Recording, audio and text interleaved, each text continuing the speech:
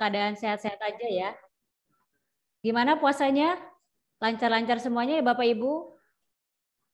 Kita masih menunggu peserta lainnya yang akan hadir bersama kita. Mohon bersabar dahulu. Pastikan mic Anda dalam posisi mute.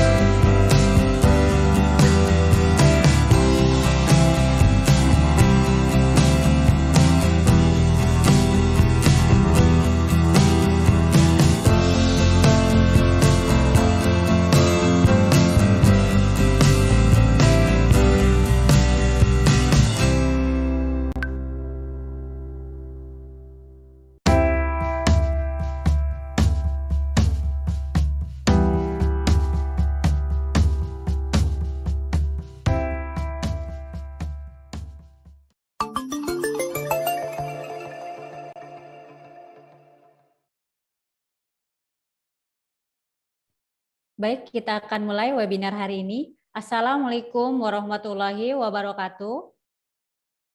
Selamat siang Bapak, Ibu, dan rekan-rekan sekalian. Terima kasih atas kehadirannya. Jika ada pertanyaan, dapat disampaikan dalam kolom chat dan nanti akan kita bahas dalam sesi Q&A. Untuk pertanyaan terbaik akan mendapatkan voucher OPPO senilai Rp100.000 untuk 3 orang terpilih.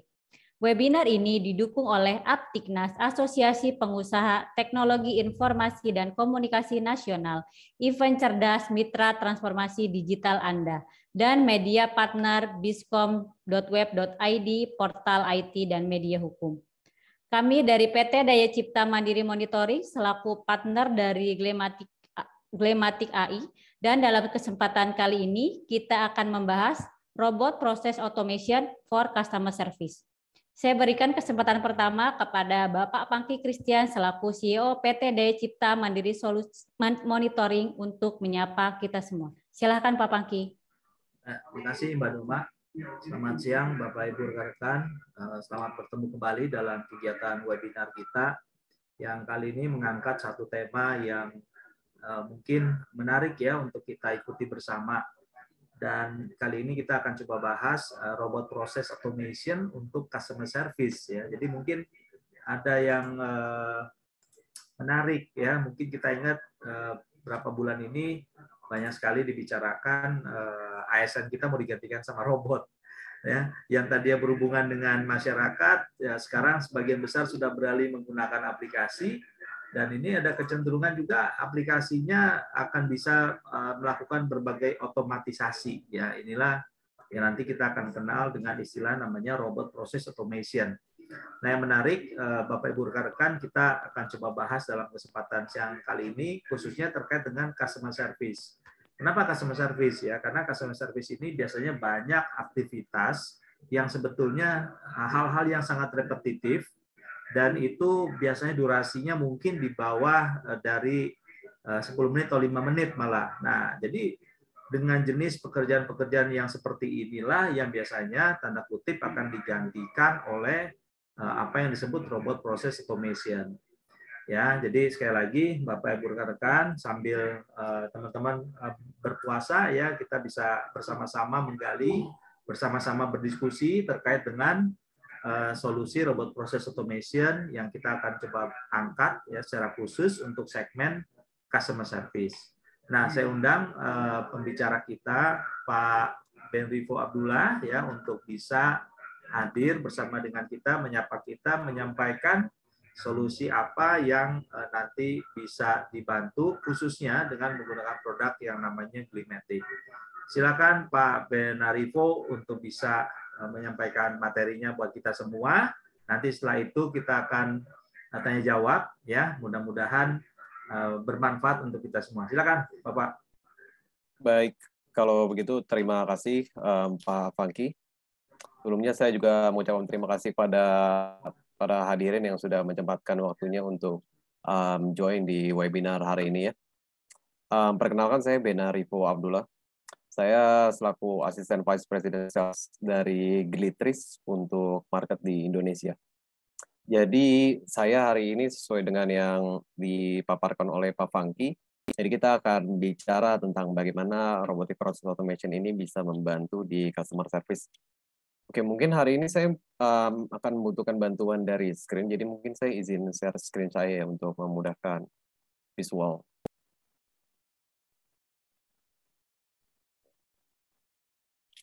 Oke, ini harusnya sudah. Oke, ini screen-nya udah terlihat ya. Oke. Jadi yang pertama di sini adalah jadi perusahaan kita ini dari Glitris. Jadi dengan core produk kita itu kita sebut dengan Glimatic Cognitive Automation atau dalam kata lain kita sebutnya Robotic Process Automation dengan AI. Di mana ini berbeda dibanding dengan robot RPA biasa. Sedangkan Glimatic kita tambahkan function AI. Oke, jadi untuk hari ini saya sebenarnya akan bagi ini jadi 3 ya. Yang pertama ini kita bahas tentang overview atau gambaran umum dari si RPA ini dan bagaimana RPA bisa membantu customer service untuk lebih produktif dan terlepas dari pekerjaan-pekerjaan yang administratif. Kedua, nanti kita akan bahas di study case. Kira-kira best practice seperti apa dan study case seperti apa yang most common uses in customer service. Terakhir nanti saya akan show beberapa video demo ya yang pernah kita support bagaimana perusahaan-perusahaan itu mengotomisasikan proses yang ada di customer service mereka. Oke, jadi kita masuk ke yang pertama di sini gambaran umum dari RPA-nya. Jadi mungkin teman-teman sekalian mungkin sudah banyak yang tahu ya tentang robotic process automation atau pernah dengar. Mungkin tadi pernah dengar juga yang Pak Pangky sempat mention tentang menggantikan ASN dengan robot. Nah, sebenarnya di RPA ini dia ini bukan robot fisik seperti manufacture ya, yang robot painting atau misalnya ada robot-robot yang untuk memasang apa namanya, kendaraan-kendaraan di manufacture. Nah, bukan. Jadi robotic process automation ini adalah satu software, di mana software ini uniknya kita bisa ajarkan dia untuk mengikuti bagaimana manusia itu berpikir dan bekerja di komputer. Seperti itu. Jadi bayangkan misalnya rekan-rekan sekalian ini punya teman kerja baru, yang mana teman kerja baru ini dilengkapi dengan AI ya. Karena biasanya itu kalau kita punya rekan kerja, mereka punya pengalaman yang bisa kita sharing untuk sama-sama capai tujuan di perusahaan. Nah, RPA ini dia ini dilengkapi dengan AI jadi sebagai otaknya untuk mengikuti bagaimana manusia itu biasa bekerja. Seperti itu. Nah, ini gambaran umumnya yang biasa dilakukan RPA itu. Pertama itu kita bisa membantu di pekerjaan-pekerjaan yang sifatnya repetitif. Jadi misalnya kita di customer service itu kita ada controlling leads, di mana biasanya ada leads yang masuk kah, atau misalnya kita ada penanganan komplain. Nah, nanti akan juga kita jelaskan lebih detail di situ. Tapi kuncinya di sini adalah pekerjaan itu adalah pekerjaan yang repetitif. Kemudian di sini perbedaannya lagi adalah si robot ini tidak menggantikan atau menambah software yang ada di perusahaan. Jadi let's say misalnya 6 rekan-rekan itu dalam marketing atau sales itu sudah dengan CRM-nya masing-masing. Entah itu CRM dari third party atau mereka develop sendiri. Nah, si RPA ini bisa kontrol sistem-sistem tersebut. Terakhir lebih advance. Saya bilangnya lebih advance karena ini menggunakan fitur AI di mana kita memerlukan proses pelatihan yang cukup panjang. Nah, di sini ada memungkinkan si robot kita ini untuk membuat keputusan. Tentunya keputusannya ini berdasarkan rule base. Jadi kita sudah tentukan dulu keputusan-keputusannya bukan keputusan-keputusan krusial yang biasa diambil atau ditarik oleh manusia. Seperti itu. Oke. Nah, ini ada biasanya itu yang biasa masalah yang dicoba solve oleh RPA itu kita bagi dengan 3 ya. Pertama itu pastinya dokumen fisik. Entah misalnya ada ID card dari customer yang perlu kita, yang dia mungkin kirim foto atau dia scan, yang perlu kita ambil datanya, sedangkan jumlah customer kita ini ada ratusan, mungkin ribuan. Nah, itu perlu kita tarik beberapa informasi aja. Nah, di sini RPA bisa masuk di sini. Jadi dia ambil informasinya, dia pahami apa dokumen ini. Jadi robotnya bisa mengenalin mana ID card, mana misalnya ada kartu keluarga. Yang penting kita sudah ajarkan di awal. Terus kemudian di sini kita bisa support di software yang terpisah. Jadi misalnya ada ada inquiry atau ada komplain yang masuk dari email, nggak direct ke CRM dan CRM kita nggak terhubung ya antara email. Nah, si robotnya bisa periksa emailnya terus-terusan dan dia akan bisa bagi apakah ini dikategorikan sebagai leads, sebagai bisnis, atau misalnya dia dikategorikan sebagai komplain. Dan lebih uniknya lagi, si robotnya bisa kita ajarin, let's say misalnya ada inquiry dari perusahaan A, oke, si perusahaan A ini milik salah satu misalnya. Nah, si robotnya bisa kita ajarin kalau, oke, jika kamu ketemu perusahaan A, kamu langsung pass forward ke sales A, jadi bisa langsung diproses. Tanpa perlu tunggu lagi, tanpa perlu lama, si robotnya akan langsung proses ke sales A. Jadi salesnya itu bisa langsung follow up bisnisnya. Seperti itu. Terakhir, ini yang paling sering ya, sistem yang sudah tidak relevan. Memang saat ini sudah banyak sistem-sistem yang bisa support perusahaan yang bisa kita bilang udah mutakhir lah.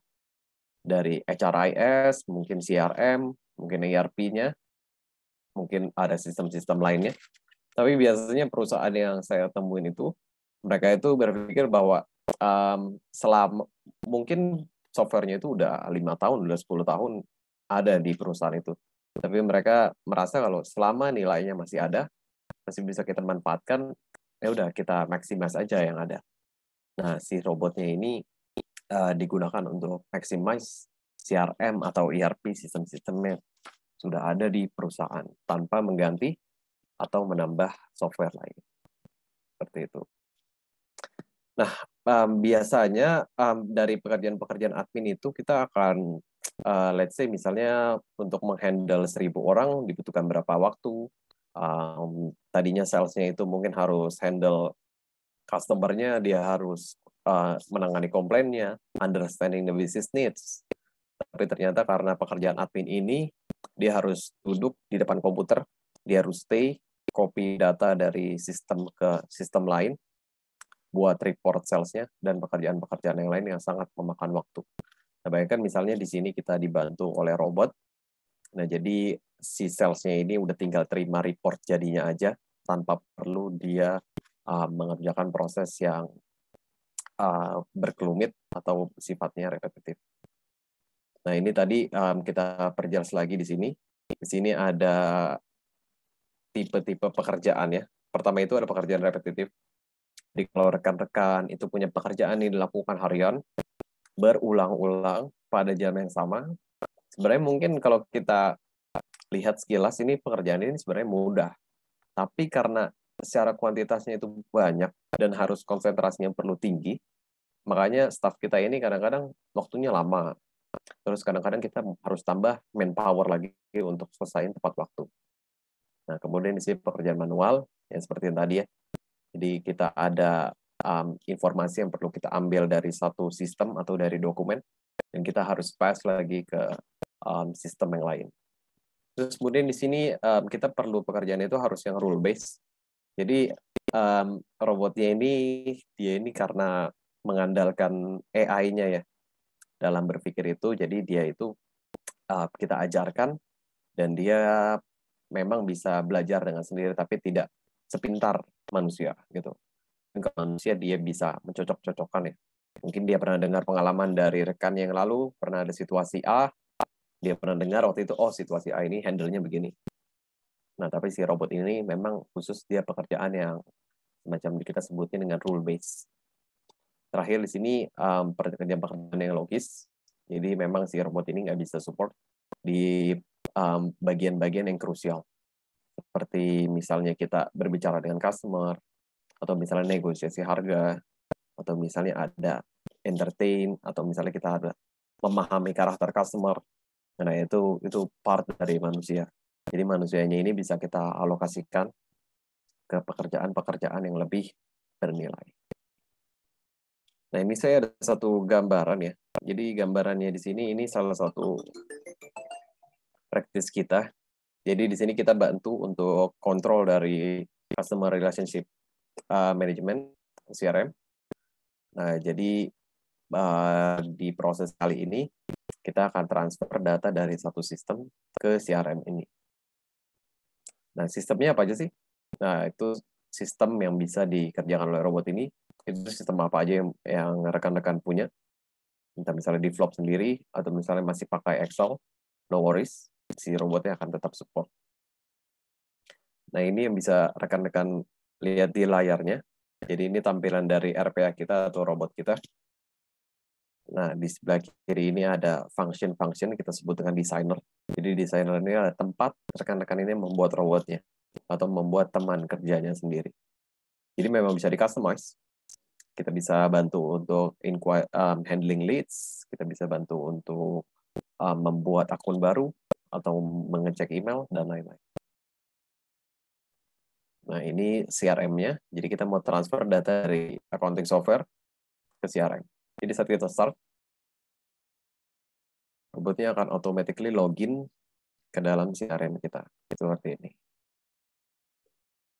Nah, di dalam CRM itu, kita bisa ajarin robotnya pekerjaan-pekerjaan apa sih yang kira-kira kita ingin kerjakan. Tentunya di CRM kita, dalam menghandle customer itu pasti ada berbagai function. Ada creating tickets, ada untuk mengecek siapa terkait dengan siapa, misalnya perusahaan A ini ada siapa-siapa aja. Kita mau cek apakah ada double report atau ada invoice yang outstanding.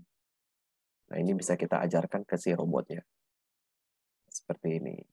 Jadi robotnya ini akan, di sini case-nya ini kita ingin cek apakah semua data dari customer itu sudah masuk ke CRM atau belum. Kalau sudah, robotnya akan skip. Kalau misalnya belum, dia akan langsung create. Seperti ini. Nah, ini dia jalan di front end ya. Nah, jadi ditemukan 0, dia akan langsung create baru. Nah, sebelumnya mungkin staff atau human man resource itu mungkin harus cek satu persatu datanya mana yang sudah ada, mana yang belum. Dan jika ada, dia harus copy dan paste lagi, terus dia save. Besokannya mungkin dia cari lagi, ternyata ada yang miss satu, dia harus mulai lagi masukin dari awal. Karena dia khawatir gak semuanya masukin, jangan go terus satu persatu lagi. Nah ini bisa bayangkan berapa banyak saving time yang bisa kita dapatkan dengan automate dari satu proses sederhana aja, yaitu data entry untuk ke CRM. Seperti itu. Oke, sepertinya ini sudah. Yep, setelah selesai, nanti robotnya akan stop. Dan nanti dia akan info kepada human atau kepada bosnya ya, person yang bertanggung jawab kepada si robot ini bahwa dia sudah selesai mengerjakan pekerjaan. Nah, jadi sembari rekan-rekan mengerjakan pekerjaan lain, pekerjaan menghandle customer-nya ini sudah di-handle oleh si robotnya. Seperti itu. Nah, bicara soal customer service, biasanya customer service itu mereka itu data-datanya itu masih tidak semuanya itu berbentuk digital atau misalnya sudah berbentuk terstruktur. Di sini kita bagi 3 data ya. Jadi yang pertama itu data yang terstruktur, misalnya dalam bentuk XLS atau Excel atau misalnya CSV, database, atau misalnya aplikasi, dari aplikasi kita tarik. Terus most common-nya itu pasti data yang semi terstruktur. Misalnya ada dokumen kontrak, ada quotation, ada misalnya bukti-bukti bayar, ada reimburse entertainment, ada bukti misalnya customer komplain tentang produk kita, tentunya ada form yang harus dia isi mungkin. Nah, itu yang akan kita bantu dengan AI-nya.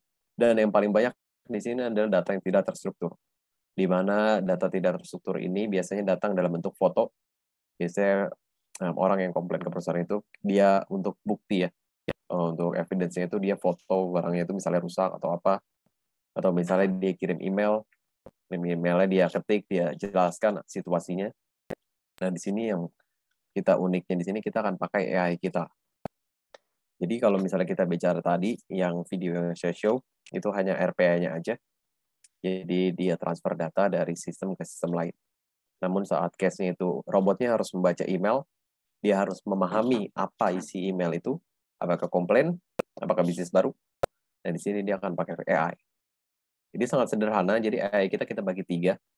Yang pertama ini si robotnya bisa mengenali image. Jadi robotnya ini saat ada email masuk, si robotnya bisa mengenali nama bank misalnya. Misalnya customer kita itu terdiri dari banking, mungkin JP Morgan, Standard Chartered, BCA, Mandiri, robotnya bisa mengenali. Nah, kemudian di sini ada NLP juga, Natural Language Process. Di sini kita memungkinkan kita mengajarkan robotnya tentang bagaimana manusia itu sederhananya mengelompokkan sesuatu.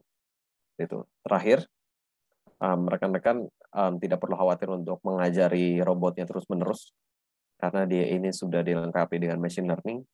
Jadi, rekan-rekan yang ingin punya rekan kerja robot, hanya perlu training di awal aja.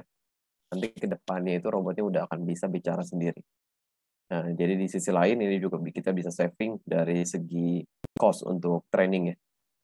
Dimana kalau misalnya kita sudah invest ke manpower dan dia mengerjakan pekerjaan admin, tiba-tiba dia resign, nah biasanya kita harus ada training ulang lagi.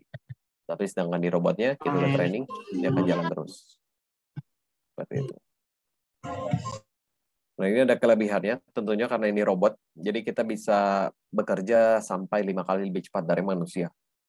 Jadi dari segi delivery service kita ke customer-nya, tentunya ini bisa meningkatkan experience dari customer itu sendiri. Nah, terus kemudian deployment kita itu juga cukup cepat. Jadi untuk proses RPA sederhana itu kita hanya membutuhkan waktu mungkin sekitar 7 hari. Namun jika ada dokumen-dokumen yang perlu kita kerjakan, tentunya kita akan disesuaikan pengerjaannya. Terus kemudian di pengurangan cost, jadi pengurangan cost ini kita ambil dari Nextcom. Jadi bunyinya itu kalau misalnya ada satu pekerjaan yang di-automate, perusahaan itu bisa saving cost sampai 65%. Terakhir, return on investment yang cepat, bisa dikategorikan cepat, tergantung dari bisnis proses apa yang ingin saudara-saudara itu coba melakukan. Terakhir ini yang seperti yang saya mention dia sebelumnya, bahwa di sini kita juga bisa saving cost untuk training. Jadi misalnya ada pekerjaan admin, kita buat robotnya 1 kali, selama software-nya itu tidak berubah, pola pekerjaannya masih sama, bisnis proses masih sama, robotnya akan terus bisa berjalan sampai 5 tahun. Dia akan jalan terus tanpa kita perlu adanya cost training lagi, seperti itu. Dan tentunya di sini terakhir mungkin kelebihannya ini kita bisa mengurangi bahkan menghilangkan human error. Jadi resiko operasional dari penanganan customer itu bisa menurun dan customer satisfaction-nya itu pastinya akan meningkat ya sejalan. Seperti itu. Nah, ini kita masuk yang ke sesi yang kedua ya. Mungkin nanti kalau dari sesi pertama tadi ada pertanyaan bisa di info di chat, nanti kita coba bahas. Jadi di case kali ini, kalau pertanyaannya robotnya bisa apa aja, robotnya ini bisanya banyak. Jadi dia bisa bantu untuk handling complaint, dia bisa bantu handling leads, creating tickets, atau misalnya klasifikasi email yang tadi ya. Bahkan dia bisa cross department. Nah, jadi memang robotnya ini robot kosong. Nanti dia akan disesuaikan sama masalah apa atau pekerjaan apa yang dihadapi oleh perusahaan. Jadi perusahaannya bisa berbeda-beda, tapi masalahnya itu bisa berbeda-beda, tapi garis besarnya itu sama. Mungkin biasanya sederhananya itu mungkin template-nya berbeda, software-nya itu berbeda, mekanisme pengerjaan penanganan customer-nya itu berbeda. Hanya perbedaan-perbedaan minor aja. Di sini kita akan coba kasih semacam insight tentang apa yang pernah kita buat di customer service. Nah, ini sebenarnya ada beberapa ya. Nah, ini kita bisa integrate dengan kameranya, kamera CCTV. Jadi ini si robot itu akan mengenali siapa yang orang yang datang ke, biasa mungkin ini lebih tepatnya ke retail modern ya. Jadi saat masuk, robotnya akan ambil gambarnya dan dia akan cari data dari customer-nya. Oke, dia pernah belanja di tanggal berapa, dia spend berapa mungkin. Nah, jadi nanti saat itu kita bisa mention namanya. Nah, ini tentunya dipakai di strategi membuat orang jadi lebih personalized. Tentunya kita pasti akan senang kalau misalnya kita datang ke toko, dia sebut namanya, kita sebut, oke, Pak Benarivo misalnya, mau datang kembali, gimana mungkin kabarnya, pertanyaan-pertanyaan sederhana itu bisa bikin customer itu dia merasa dikenal, merasa dia sudah nyaman di perusahaan kita, dan dia akan spend more in our company hanya dengan proses sederhana yang kita lakukan di belakang. Seperti itu. Nah, ini yang saya paling sering saya temuin juga, bahkan ini saya pakai di internal juga. Jadi ini kita bisa blasting email mass customized communication. Tentunya karena COVID ini merubah semuanya. Jadi mungkin seperti event cerdas, mungkin biasanya mereka buat event physical, mereka membuat exhibition di daerah, mungkin di Jakarta, di Cikarang, di mana. Tapi kali ini mereka perlu membuat online, harus di Swift. Mungkin beberapa sudah ada yang hybrid ya. Ada yang webinar, ada yang online, plus ada yang physical. Nah, di sini robotnya bisa kita ajarkan untuk mengirim pesan yang kita customisasi. Jadi ini beda dengan BCC. Jadi kalau BCC itu kita tentunya kita cuma bisa bilang pelanggan yang terhormat, atau misalnya pelanggan kami, customer kami, atau apapun sebutannya di perusahaan. Nah, sedangkan robotnya di sini bisa mendetek mana yang first name, mana yang last name, dan dia akan sebut. Contohnya, misalnya dia ingin mengajak kita ke event ini, dia akan sebut, hai Pak Benarivo, nanti akan ada event seperti ini, atau kita ada promosi marketing apa, kita ada penagihan seperti apa ke mereka. Nah, ini bisa di-handle seperti ini. Jadi seakan-akan customer itu merasa bahwa yang mengerjakan atau yang mengirim pesan ini adalah si robot. Seperti itu. Jadi saya punya tips ya yang bisa saya share kalau misalnya rekan-rekan itu mau tahu apakah perusahaan ini pakai robot atau enggak. Username atau misalnya username atau misalnya nama first name last name-nya, rekan-rekan bisa tulis nama yang beda ya, seperti misalnya sepatu kuning atau apa. Jadi nanti otomatis pesan yang masuk ke email rekan-rekan itu pasti sepatu kuning, dan dia nggak sebut nama karena si robotnya ini hanya memahami bahwa oke, sepatu kuning ini adalah nama manusia, padahal itu bukan. Nah, itu untuk cara sederhana untuk mengecek apakah pesan ini dikirim oleh human atau dikirim automate by robots. Seperti itu. Nah, ini kemudian ada lagi untuk menghandle inquiry atau komplain. Jadi biasanya ini datang tergantung dari tim ya. Apakah ini datangnya dari WhatsApp kah? Atau misalnya tim sekalian itu punya platformnya tersendiri untuk menangani komplain. Atau misalnya customer yang komplain itu akan langsung ke email. Nah, di sini si robot ini bisa bantu seperti act like a chatbot ya. Tapi memang dia ini bisa kita ajarkan untuk attach file, kita bisa assign ke PIC dari masing-masing. Siapa sih yang bertanggung jawab hari ini? Oke, siapa customer service kita yang tersedia untuk solve dari masalah pelanggan kita yang satu ini? Karena saya punya masalah di pengiriman. Siapa yang avail, robotnya akan cek jadwal dan dia akan langsung assign.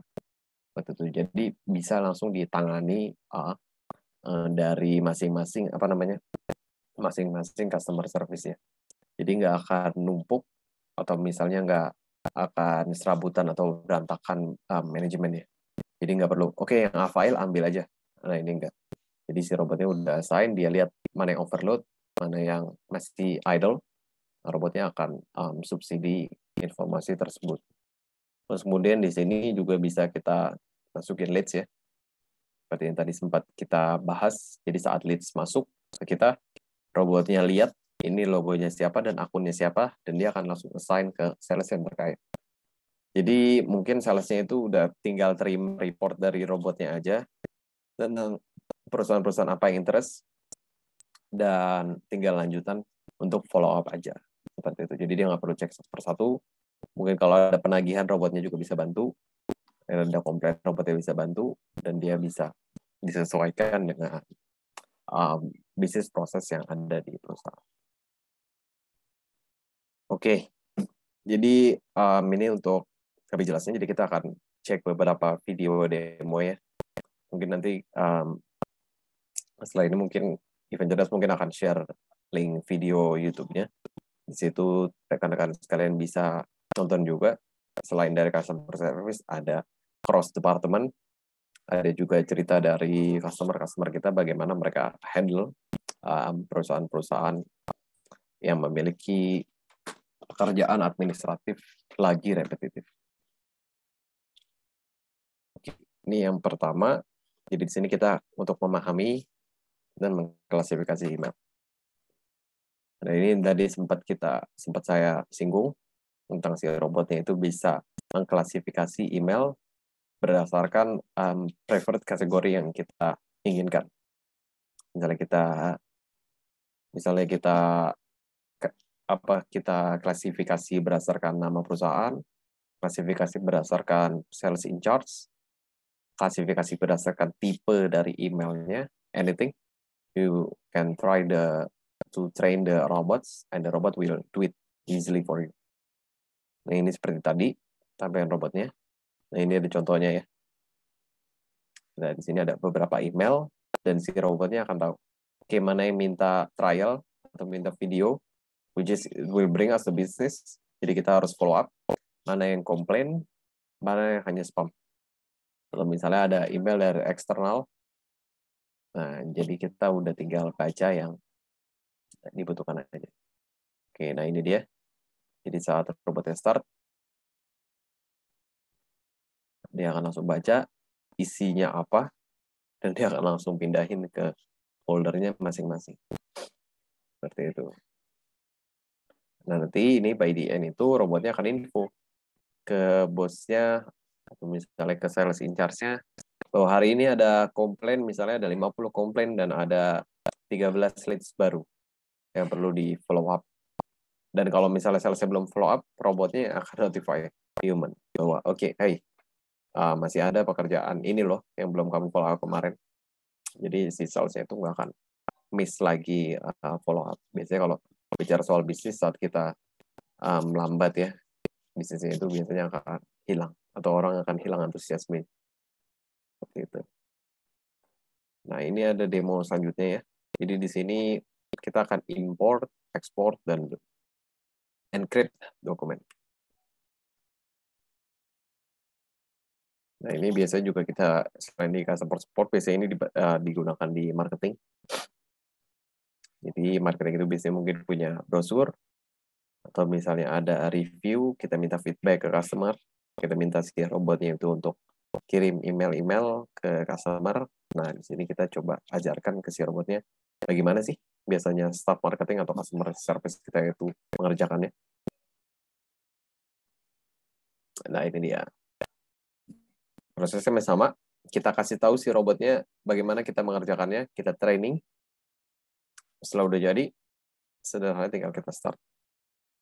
Dia masuk ke database-nya, dilihat customer siapa, emailnya apa, dan kalau kan perlu, kita perlu tambah informasi, misalnya, ucapan selamat ulang tahun. Atau misalnya ada undangan ke kantor kita mau ada anniversary misalnya. Nah, itu silahkan rekan-rekan tambahkan saja di robotnya. Ingin di-customize seperti apa. Nah, di sini karena kita untuk demo, makanya di sini kita coba untuk encrypt dokumennya. Selain kita convert jadi PDF, kita juga di sini encrypt dengan password. Seperti itu. Ini robotnya udah yang kerja automatically. Setelah selesai, dia akan cari dulu apakah misalnya dokumen itu sudah ada atau belum, dan baru dia akan masuk ke next step selanjutnya, yaitu kirim email. Seperti ini.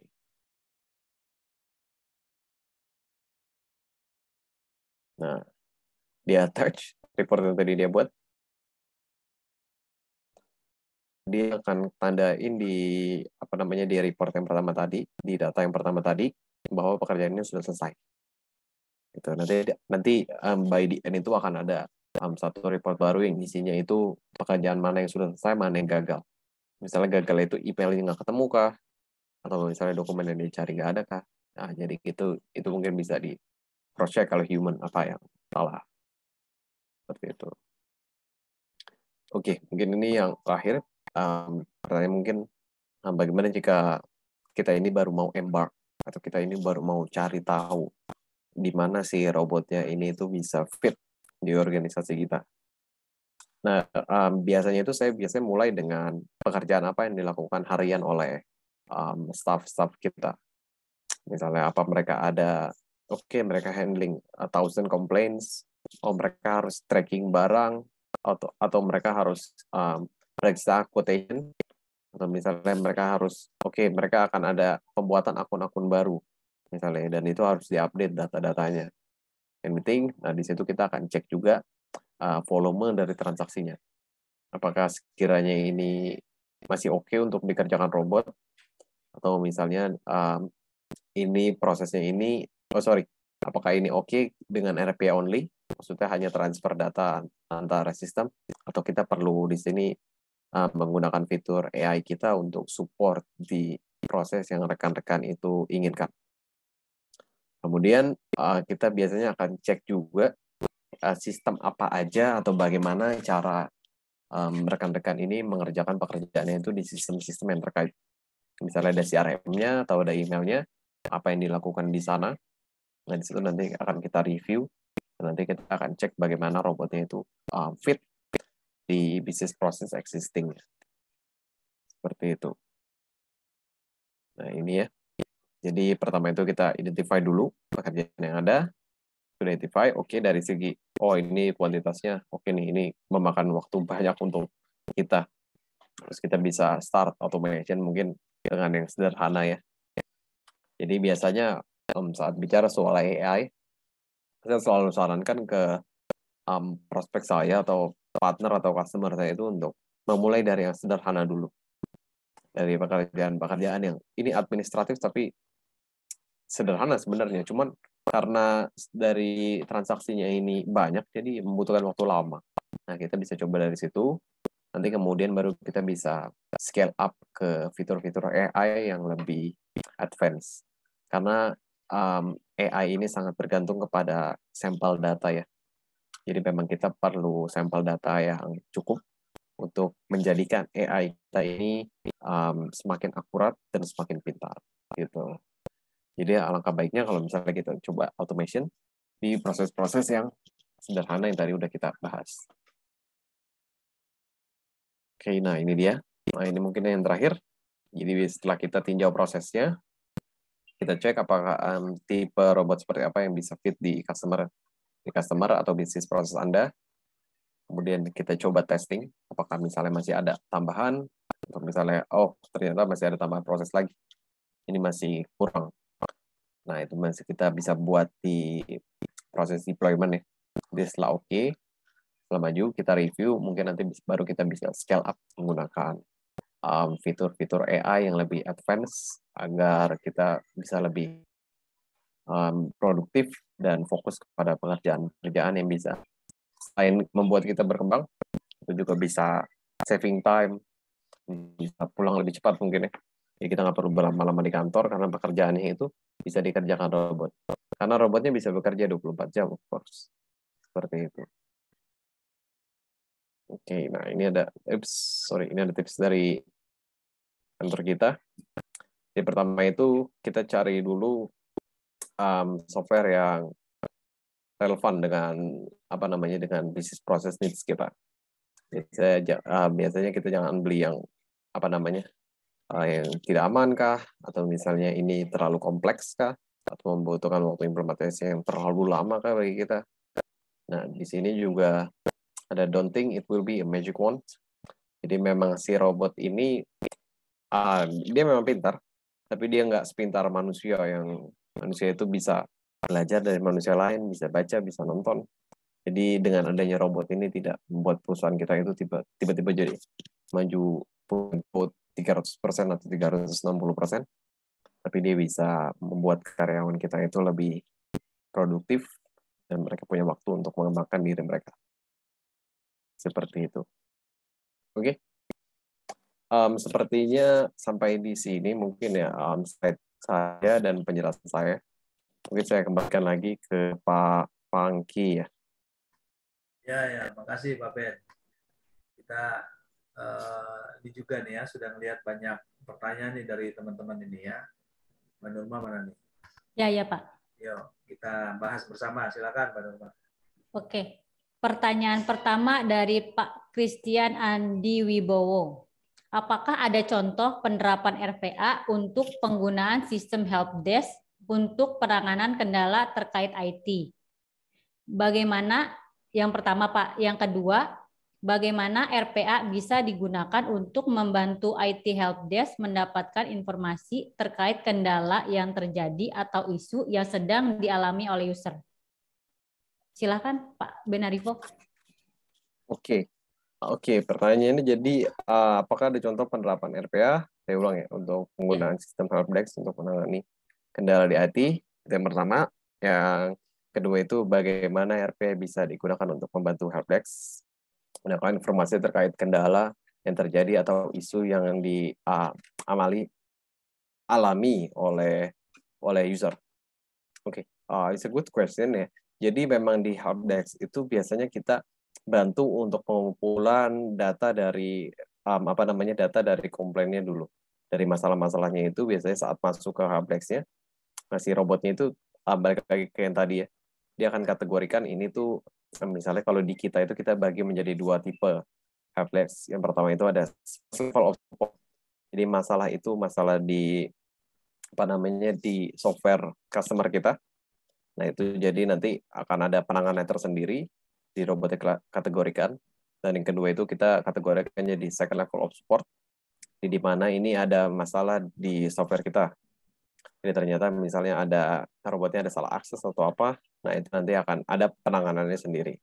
Seperti itu contohnya. Dan kedua ini membantu itu untuk mendapat informasi. Biasanya si robot ini kita tinggal kasih tahu aja Pak.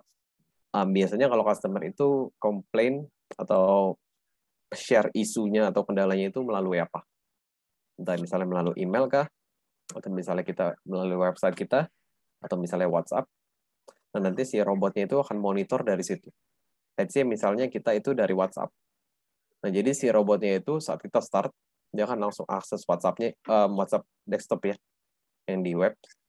Jadi dia akan akses, ini monitoring. Setiap ada chat masuk, dia buka, dia lihat isinya, dan mungkin nanti dia akan buat report baru dalam Excel.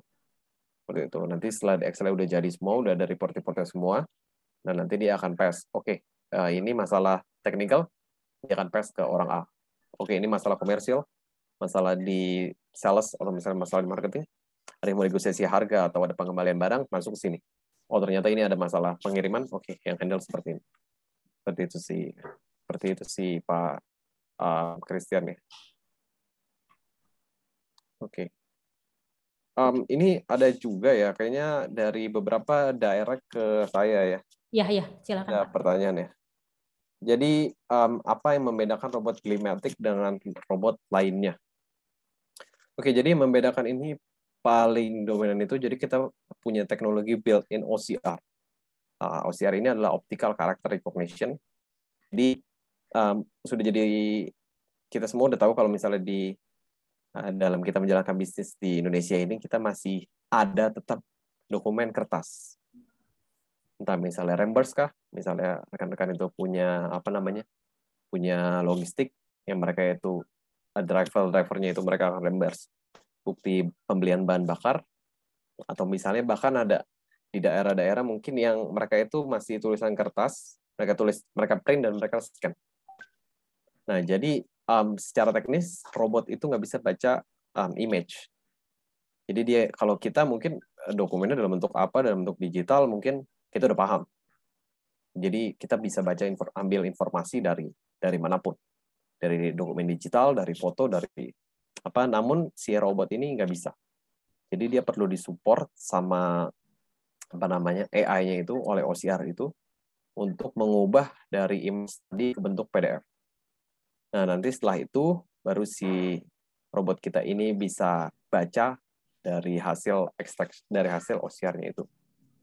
Seperti itu. Jadi artinya rekan-rekan semua ini tidak perlu ada software tambahan lagi untuk melakukan yang namanya OCR. Jadi kita bisa direct dari OCR dulu, terus langsung kita extraction. Seperti itu. Itu yang tanya Pak Hardi ya, Pak? Pak Akbar ya? Pak Akbar, oke. Soalnya saya nggak lihat chatnya di ini.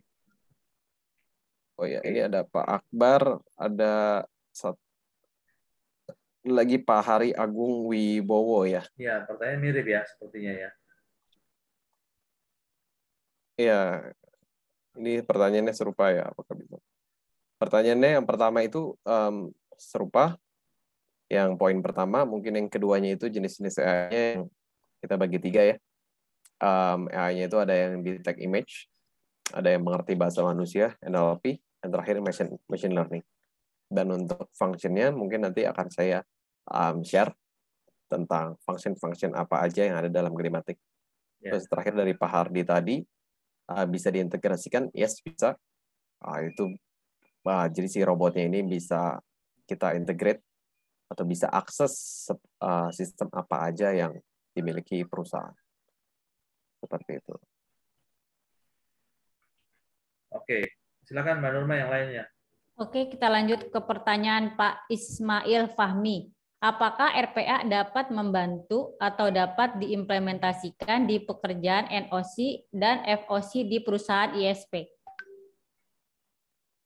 Apakah RPA untuk NOC dan POC ya? Ya. Nggak, NOC jadi kayak ini, teknisi yang ngeliatin perubahan atau problem di jaringan, Pak.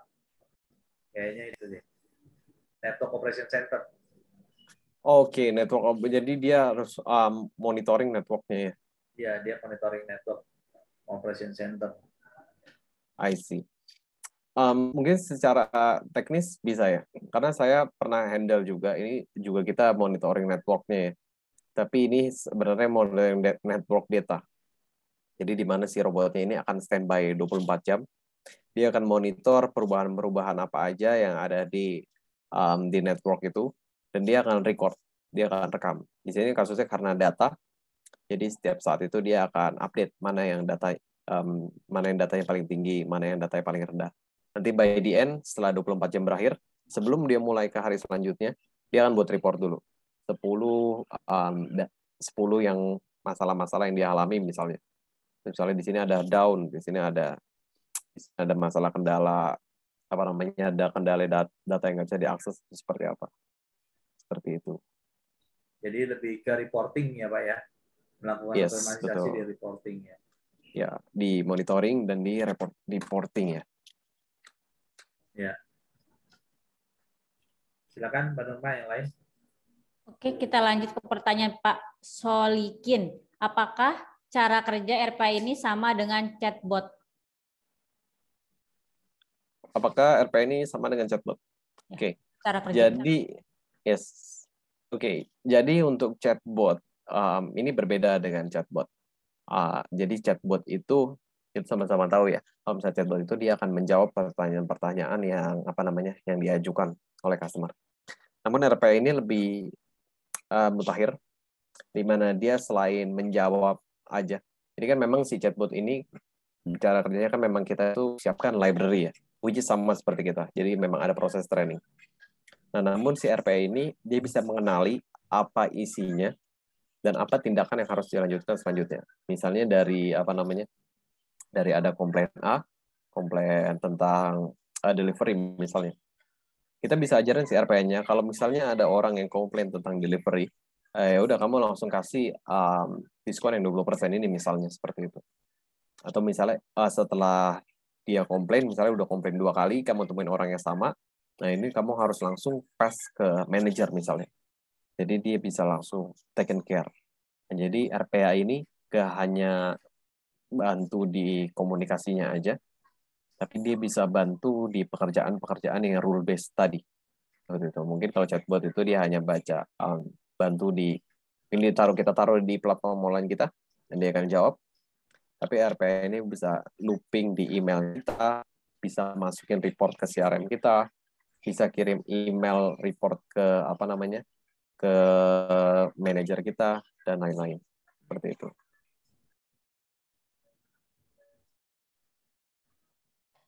Oke, kita lanjut ke pertanyaan Pak Ari Nujul Pazri. Apakah untuk penerapan robot process automation for customer service di sebuah perusahaan ada kriteria tertentu kah? Misalnya minimal perusahaan yang bertaraf internasional atau perusahaan apa saja bisa. Lalu dari segi biaya penerapan dan maintenance-nya apakah lebih sulit dan lebih mahal atau seperti apa ya? Oke, pertama karakter perusahaannya. Kalau karakter perusahaan ini sebenarnya kita nggak ada ya. Nggak ada yang perusahaan internasional atau misalnya mereka local company atau multinasional. Nah, itu perusahaan apa aja bisa. Yang lebih ini lagi, kita ditajamkan lagi mungkin dari segi pekerjaannya. Bisa aja pekerjaan yang scale-nya medium, tapi mereka itu punya punya kuantitas transaksi yang ribuan per bulan. Dan dikali 12 sudah 12.000 yang nggak bisa dihandle lagi oleh manusia. Jadi dia harus harus fokus kepada penanganan di customer service itu atau misalnya penanganan sales itu. Seperti itu. Seperti itu. Dan dari segi cost ya. Dari segi cost ini memang kita nggak bisa mention di awal. Kenapa? Karena kita perlu lihat dulu proses apa yang akan dilakukan. Seperti itu. Karena berbeda-beda proses, berbeda ekspektasi atau berbeda output, tentunya itu akan mempengaruhi dari cost-nya. Untuk maintenance, sebenarnya kita nggak ada maintenance. Jadi kita hanya develop di awal aja. Nanti udah tinggal di monitoring aja. Misalnya ada penambahan proses. Misalnya oke, hari ini kita start di customer service.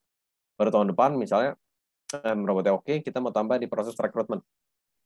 Nah, mungkin nanti cost-nya akan di situ. Dari segi maintenance kita nggak terlalu kompleks atau terlalu tinggi.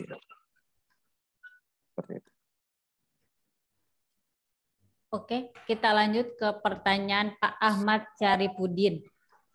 Izin bertanya, aplikasi apa yang digunakan untuk mendevelop sebuah robot dan bagaimana cara mengetahui data yang diinput sebuah robot sudah sesuai atau belum? Oke. Jadi di sini untuk mendeploy robotnya itu kita punya namanya designer. Jadi Glimatic itu ada Glimatic robot, itu si robotnya ya untuk jalanin, dan kemudian desainernya. Desainernya ini itu seperti pabriknya. Jadi mungkin rekan-rekan itu familiar dengan Adobe Photoshop ya. Jadi sederhananya kalau misalnya saya ilustrasikan itu, Adobe Photoshop-nya ini adalah desainer kita, tempat buatnya, dan hasil karyanya itu adalah robotnya. Tuh. Jadi tim ini bisa buat dulu robotnya dulu, prosesnya apa, akses apa, mungkin ada logika-logika yang kita masukin, itu dibuat di situ.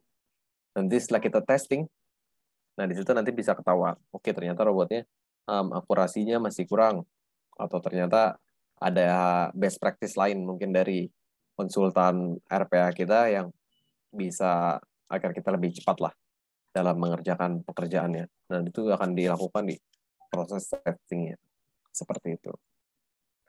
Dan juga, jadi setelah selesai pekerjaan ini, si robotnya akan buat satu buah report lagi, di mana report itu nanti rekan-rekan bisa lihat mana pekerjaan yang berhasil dikerjakan oleh si robot, mana yang gagal. Seperti itu. Dan gagalnya itu nanti akan ada notifikasi. Gagal di email kah? Atau gagal di software kah? Tiba-tiba software down, nggak bisa diakses sama si robotnya. Atau seperti apa? Nah, itu nanti akan ada reportnya tersendiri. Seperti itu. Oke, kita lanjut ke pertanyaan Pak Muhammad Ilham dari Wasita.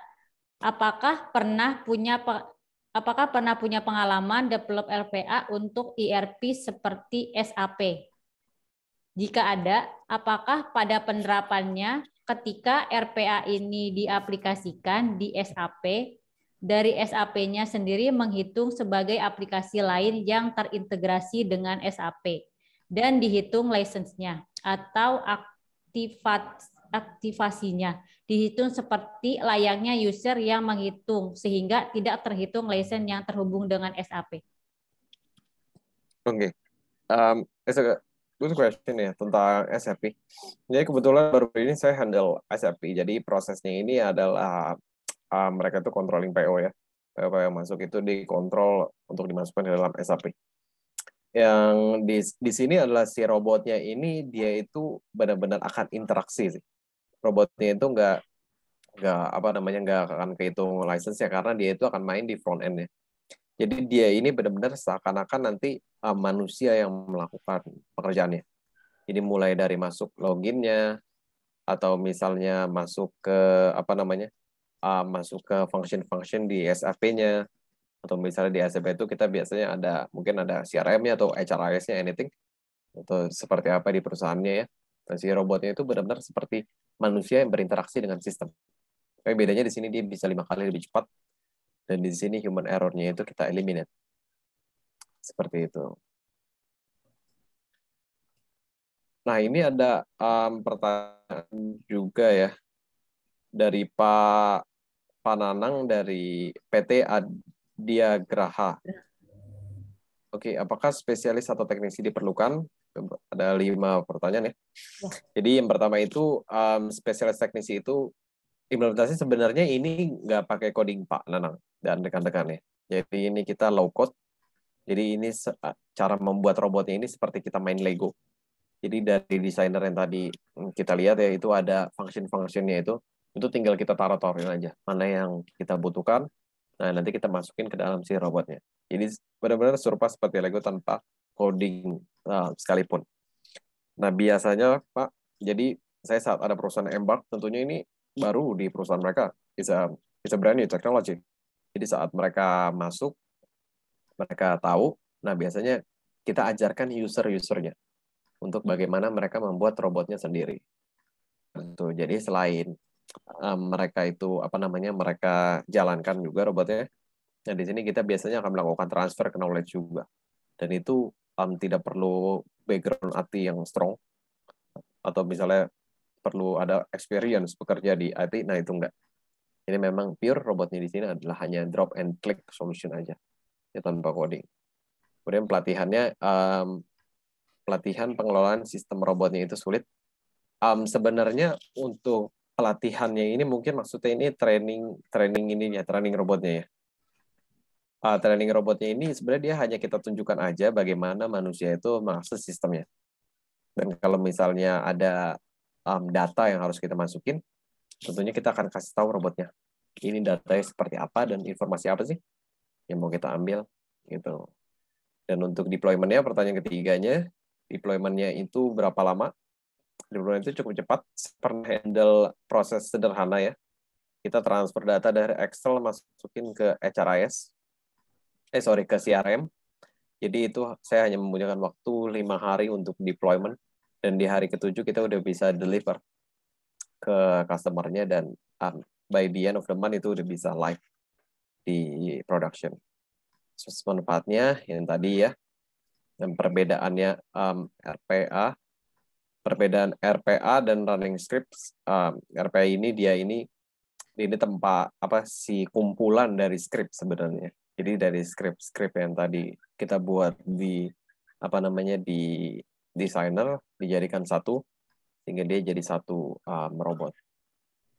Seperti itu. Oke. Kita lanjut ke pertanyaan Pak Gun-Gun Amara. Bagaimana cara penanganan keamanan data atau melindungi data pribadi customer? Oke, jadi kita udah pernah kita ada sertifikat lulus uji TUV SUD. Itu dilakukan oleh ada third party kita di Singapura. Jadi memang karena kita Singapore based, jadi ada third party yang menguji tentang keamanan ini. Di situ bisa kita lihat ada zero vulnerability ya. Dan itu yang pertama. Yang kedua juga robotnya ini bisa dijalankan tanpa internet connection. Itu untuk memastikan bahwa si robotnya ini tidak mengirim data ke manapun, atau misalnya ke perusahaan kita atau ke perusahaan lainnya atau keluar seperti itu. Oke, kita lanjut ke pertanyaan Pak Eri Krisman. Apakah penerapan OCR itu si user tersebut? Sorry? Pertanyaan dari Pak Eri Krisman, apakah penerapan OCR itu si usernya tersebut? Maksudnya usernya yang... Oh, usernya yang buat OCR-nya? Iya. Oke. Jadi di awal itu biasanya kita akan show dulu ya bagaimana kita itu membuat. Jadi memang di awal itu mereka misalnya ada case atau ada apa, itu bisa di-share aja ya ke kita itu seperti apa. Jadi kita akan review. Kalau ada sampel data yang perlu di OCR, itu nanti akan kita di-share aja ke kita. Dan nanti kita akan coba semacam membuat proof of concept ya. Kita akan tunjukkan bagaimana konsep untuk OCR ini. Nah, nanti setelah itu juga pasti nantinya akan ada transfer ke knowledge tentang bagaimana pengerjaan di OCR. Tapi based on experience tentang terkait OCR ini, memang karena kita menambahkan teknologi baru ya, memang kita perlu ada penyesuaian teknis yang sederhana. Jadi misalnya biasanya fotonya gelap, atau dokumennya itu terlipat, atau dokumennya itu tercoret lah, atau misalnya ada yang robek, ya mungkin as a human kita bisa baca dan kita bisa mix and match information in the document. But for the robot it will be very difficult kalau misalnya itu ada dokumennya terlipat kah, kalau misalnya dokumennya buram, hasil scan-nya itu miring, atau misalnya gelap yang nggak bisa dibaca, nah itu si robotnya will find it as a wrong choice seperti itu. Oke, kita lanjut ke pertanyaan Pak Harbi Sibowo. Saya lihat tadi kalau training robotnya dari satu komputer, apakah RPA ini dapat bekerja secara real time untuk mengakomodasi pekerjaan tim? Apakah experience robot dapat dipindah atau diduplikasi ke komputer lain tanpa pelatihan ulang? Oke. Kalau misalnya hasil real time-nya itu, ya kita bisa support ya, tergantung dari proses apa yang ingin dilakukan. Nah, tentunya si robot ini memang juga perlu waktu ya untuk mengerjakannya. Of course, it will be faster than the human. Itu yang pertama. Yang kedua itu, apakah si robot ini bisa pindah ke komputer lain tanpa ada training ulang? Nah, di sini jawabannya bisa, tapi yang dipindah ini bukan si robotnya, melainkan model trainingnya. Jadi itu dari si robot ini setelah rekan-rekan misalnya buat training ya. Mungkin kita ilustrasikan misalnya tim ini mau buat ekstraksi KTP. Oke, tim ini udah buat training untuk model KTP. Itu nanti di robot kita akan jadi satu file namanya .rpa. .rpa inilah yang bisa kita transfer antar komputer-komputer lain. Dengan term reduction, of course, di komputer lainnya itu juga sudah ada Sigmatic ya. Gitu. Jadi ini kita lakukan juga ada perusahaan yang punya cabang di luar Pulau Jawa ya. Jadi saat cabangnya ini mereka punya pekerjaan juga, tapi nggak sebanyak di headquarter. Jadi dia hanya transfer RPA script-nya aja. Jadi di sana itu udah tinggal jalanin aja. Karena prosesnya serupa, dokumennya sama, dan output yang diharapkan itu sama. Seperti itu. Oke, pertanyaan terakhir nih Pak Benarivo dari Pak Oki Anggriawan. Oke. Apa RPA bisa mengenali dan mengekstraksi opini dalam bentuk teks atau analisa sentimen? Maksudnya saya, apakah bisa mengenali opini negatif atau positif sehingga bisa memberikan jawaban yang tepat ketika membalas pesan? Nah, ini menarik ya. Jadi ini fitur AI yang cukup diminati juga, yaitu sentiment analysis. Yeah. Jadi memang kita itu ada sentiment analysis di robot kita, ada ada video demonya juga ya. Nanti saya bisa share juga biar semuanya bisa akses masing-masing. Jadi di sentiment analysis ini kita bisa training robotnya untuk mendeteksi apakah kalimat ini berbunyi negatif atau berbunyi positif. Nah itu bisa. Tapi di sini yang kita bisa detect itu adalah kalimatnya, bukan analisa dari satu paragrafnya. Nah, jadi berbeda ya. Jadi kalau misalnya ada satu berita, misalnya ada satu artikel, dan si robotnya suruh detect apakah ini hate speech, atau misalnya ini ada provokasi, atau misalnya ini ada sara di dokumen ini, nah itu nggak bisa. Tapi kita bisa untuk support yang tadi sentiment analysis yang untuk mendeteksi kalimat, apakah kalimat ini isinya itu ujaran positif tentang perusahaan kita, atau sebaliknya. Ujaran negatif, dan si robotnya akan show juga seberapa negatif atau seberapa positif dari komen yang diberikan itu. Ada Pak contohnya Pak. Berarti itu per ini ya, dia baca per fase ya, berarti phrase ya. Baca yes, coba kata ini ya, saya per kata ya. Per kata berarti Pak ya. Yes, per kata. Nah ini coba kita show mungkin ya. Menarik nih. Jadi si customer service malah jadi lebih simpel ya Pak, karena udah dibantu langsung kan. Oh ini customer-nya lagi komplain gitu kan. Ya, nah ini saya show, udah terlihat ya? Belum ke-share Pak. Nah ini saya share-nya di browser. Sebenarnya saya belum pernah. Saya download yang lama biasanya. Nah ini terlihat? Ya sudah. Oke. Nah ini tadi case yang ditanyakan ya. Jadi kita coba detect the sentiment dari satu buah feedback yang dimuat oleh customer atau klien kita entah itu di web kita, atau biasanya sekarang banyak itu ada platform-platform ya untuk mereview usaha kita, misalnya seperti Traveloka, nah dia review hotel atau apa, si robot bisa detect. Berarti dia baca apa? Excel ya Pak ya? Yes, pertama dia tarik dulu datanya, dia scrap dulu. Nah nanti setelah dia scraping, baru dia akan buat Excel seperti ini, dan baru dia akan mulai analisis sentimennya tadi. Ya. Oke. Ini udah. Ini kalimat-kalimatnya, emailnya, semua dulu kita scrap.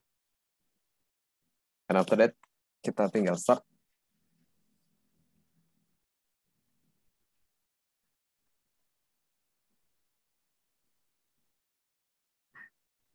Oke. Nah, dia go through kalimatnya satu persatu, dan dia put result-nya di sini.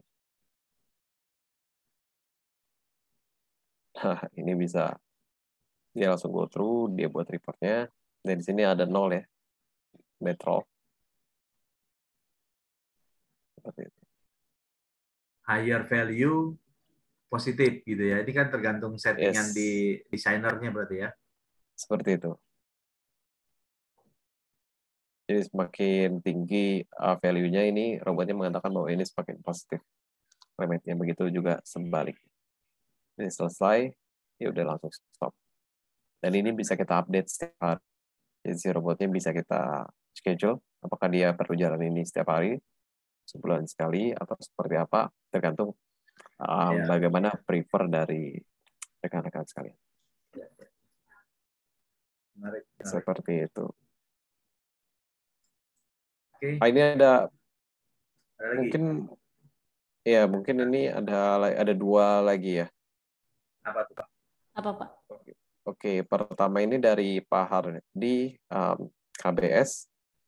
Saya lihat tadi kalau training robotnya dari satu komputer, apakah itu? Oh, ini sudah ya. Satu Ya, lagi tadi berarti dari Ahmad Syarifuddin. Bagaimana pendapat terkait dengan robot trading yang sedang robot trading.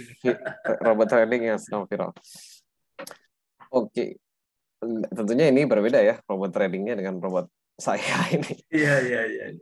Jadi saya jalankan robot ini, saya nggak akan dipersu ke pengadilan atau akan diperiksa di mana. Karena memang sebenarnya kerjanya itu serupa ya Pak. Ya, jadi betul. kita kasih tahu, kita mungkin rekan-rekan itu pernah dengar kalau misalnya mereka itu, kelemahan dari robot trading itu adalah di saat kita tuh nggak bisa seperti manusia gitu. Jadi saat kita patok misalnya untungnya $100, dan setelah itu robotnya udah akan otomatis jual. Seperti itu kan di trading mata uangnya. Nah, tapi mungkin kalau manusia mereka punya experience. Oh, tenang nih. Mungkin nanti 1 jam lagi dia akan naik lagi. Kita bisa dapat profit yang lebih. Nah, itu yang tadi kita sempat bahas tentang rule base. Jadi si robotnya ini akan jalanin sesuai dengan apa yang udah diperintahin ke dia. Itu. Jadi dia nggak akan nggak bisa handle keputusan yang krusial tadi ya. Nah, apa misalnya ada dari customer service juga, ada yang minta diskon atau mengajak ketemuan, robotnya hanya bisa, misalnya ada customer kita yang ngajak ketemuan, robotnya hanya bisa pass ke sales. Robotnya nggak bisa tentuin mau ketemuan di mana atau mau ketemuan jam berapa gitu. Jadi tetap akan ada part di mana manusia itu akan support atau mengerjakan pekerjaan-pekerjaan yang lebih bernilai lah. Seperti itu. Ya. Habis ya kayaknya, udah nih pertanyaannya. Banyak juga nih pertanyaannya nih. Banyak pertanyaannya menarik. Silakan mungkin foto dulu kali Nurma sebelum dibacakan. Baik Bapak Ibu, terima kasih atas pertanyaan yang sudah masuk. Semuanya bagus-bagus. Kita akan foto bersama terlebih dahulu. Silakan menyalakan videonya. Ayo buka videonya. Tadi Pak Ben belum cerita tuh gimana cara kalau mereka mau trial, Pak.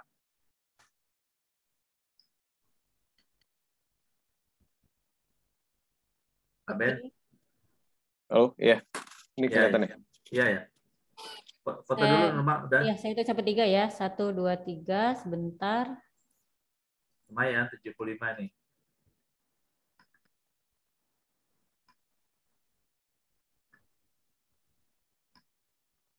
Bentar, Pak.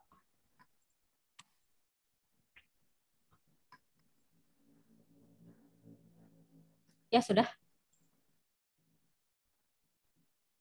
Pak Ben, mungkin tadi yang closing terakhir tuh yang gimana cara teman-teman nih kalau mau coba ya, sebelum nanti kita masuk ke, kita bacain siapa yang dapat ininya. OVO-nya. Gimana cara teman-teman ini mencoba Gleamatic-nya, Pak? Oke. Bagi yang ingin coba develop sendiri ya, nanti mungkin saya akan share tentang, jadi kita punya freemium license. Jadi premium license ini adalah lisensi gratis yang kita sediakan untuk user yang ingin explore tentang pekerjaan apa, ingin belajar juga tentang artinya seperti apa, dan untuk tadi referensi ya, mungkin nanti ada referensinya, nanti bisa dicek di video YouTube itu kita udah klasifikasi berdasarkan sector dan berdasarkan dari what kind of department that you want, seperti itu. Sorry Pak, premiumnya batasannya apa nih? Limitasinya nanti apa? Oh ya, untuk premiumnya ini memang ini free selama setahun. Iya. Ya, premium ini memang kita limit selama setahun, dan juga kita limit dari functionnya. Oke. Seperti itu. Jadi biar teman-teman tahu kenapa. Artinya mereka bisa eksperimen, mereka bisa create sesuatu ya Pak ya dengan desainer dan robotnya, tapi nanti ada batasannya gitu ya. Seperti itu.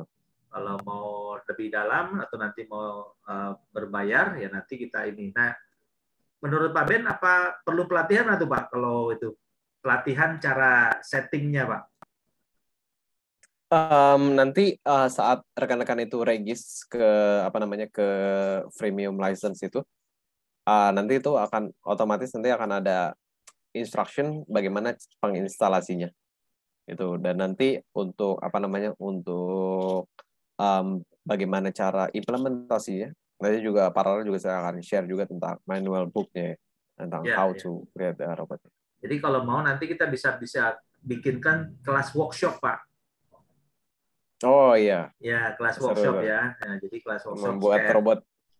Jadi kita bareng sama-sama belajar. Mereka ini udah download premiumnya, ya. Kemudian mereka sudah dapat premium license-nya. Kemudian kita belajar sama-sama Pak.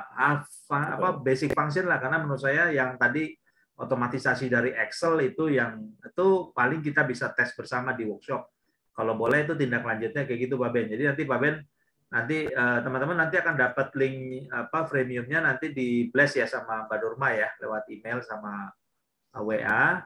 Nanti setelah itu kita bisa cari waktu lagi ya Pak Ben ya, mungkin setelah hari raya kita bisa bikin workshop bersama kalau Pak Ben oke ya Pak ya. Jadi nanti ketahuan nih teman-teman yang tertarik nih dari mana saja, nanti kita bisa kumpulkan, kita bisa bikin workshop bersama. Silakan Pak Ben closingnya. Oke, kalau begitu mungkin terakhir dari saya itu we don't have to worry bahwa nanti robot itu akan menggantikan human, tapi saat kita bisa fokus kepada pekerjaan-pekerjaan yang bisa mengembangkan diri kita bisa punya nilai lebih dan kita masih punya impact di perusahaan. Terakhir mungkin saya mengucapkan terima kasih kepada Pak Fangki, Mbak Nurma, dan rekan-rekan yang hadir hari ini. Semoga dari materi yang kita bahas hari ini bisa bermanfaat bagi kita semua. Ya, terima kasih.